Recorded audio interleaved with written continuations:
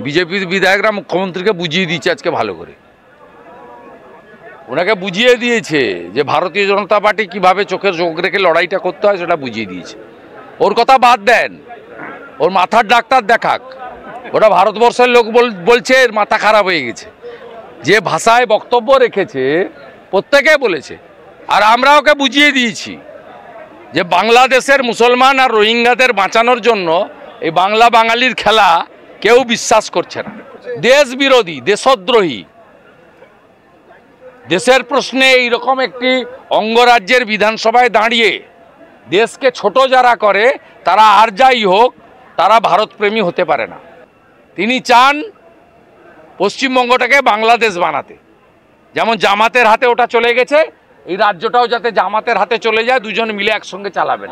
আজকে তো তারা